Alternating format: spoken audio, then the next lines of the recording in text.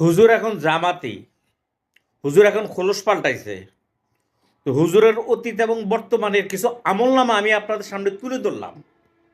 হ্যাঁ, ভিডিওটা আপনারা দেখবেন, দেখার পরে আপনারা একটু ভালোভাবে মন্তব্য করে একটু হুজুরকে ওয়াশ করে দিবেন। আজকে আমাদের জননী প্রধানমন্ত্রী শেখ হাসিনা একটা ঘোষণা দিয়েছেন যে মরণের সময় কিছুই নিয়ে যাওয়া যাবে না, খালি হাতে কবরে যাওয়া লাগবে, এটা যেন মনে থাকে।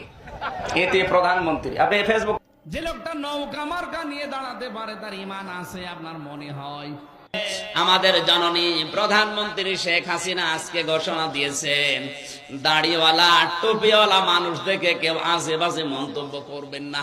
এ পৃথিবীর সবচাইতে বড় স্বৈরাচারী ফেরাউনের পরে এই হাসিনা। তো মানুষের কাছে ছড়িয়েছে যে এরা জামাত, এরা শিবির। ভণ্ড, তুই আমার কুষ্টিয়ায় খবর নিয়ে আয়, আমার 14 বংশ আওয়ামী লীগ।